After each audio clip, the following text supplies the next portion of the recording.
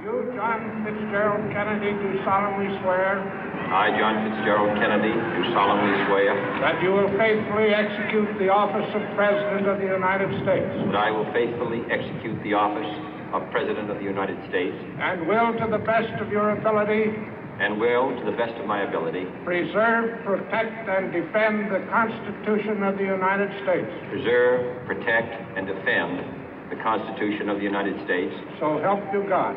So help me God.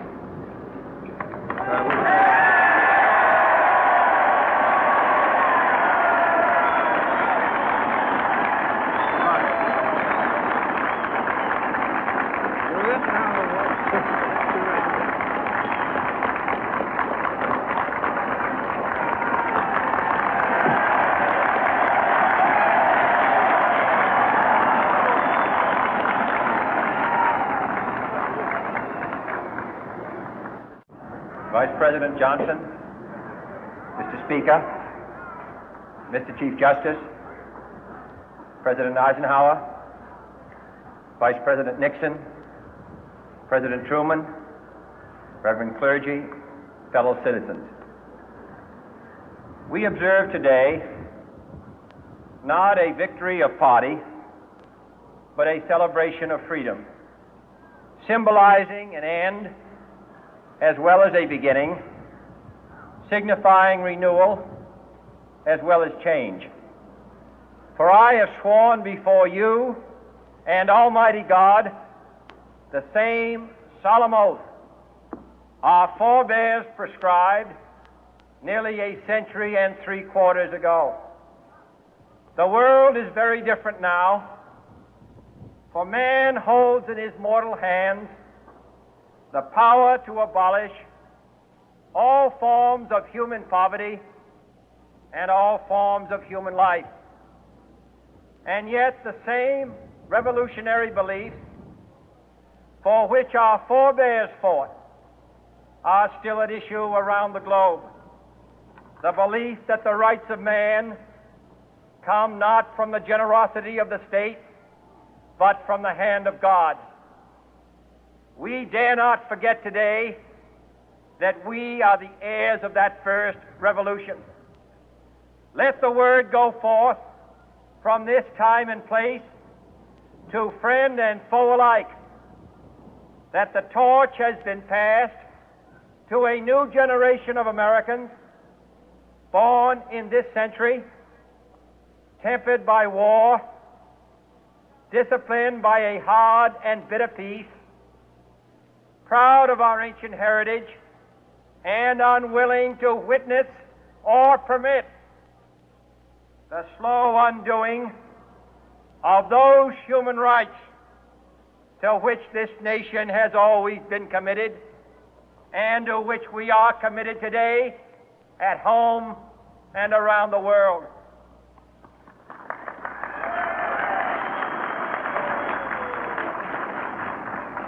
Let every nation know, whether it wishes us well or ill, that we shall pay any price, bear any burden, meet any hardship, support any friend, oppose any foe to assure the survival and the success of liberty.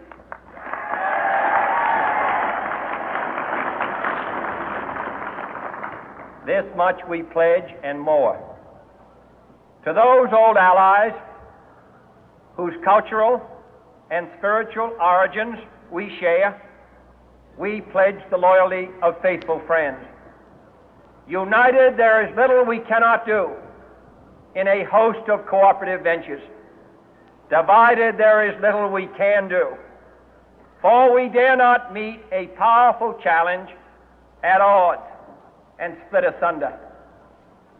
To those new states whom we welcome to the ranks of the free, we pledge our word that one form of colonial control shall not have passed away, merely to be replaced by a far more iron tyranny. We shall not always expect to find them supporting our view, but we shall always hope to find them strongly supporting their own freedom, and to remember that in the past, those who foolishly sought power by riding the back of the tiger ended up inside.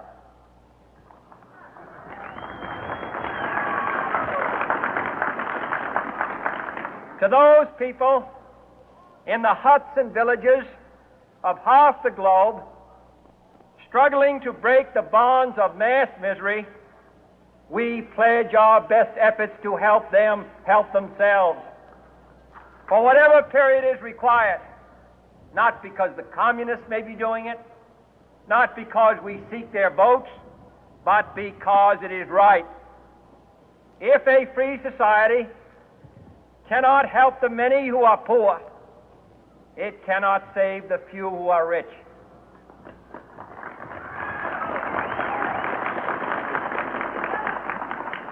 To our sister republics south of our border, we offer a special pledge to convert our good words into good deeds, in a new alliance for progress, to assist free men and free governments in casting off the chains of poverty.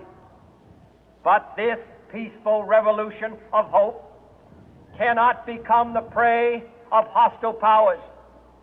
Let all our neighbors know that we shall join with them to oppose aggression or subversion anywhere in the Americas. And let every other power know that this hemisphere intends to remain the master of its own house.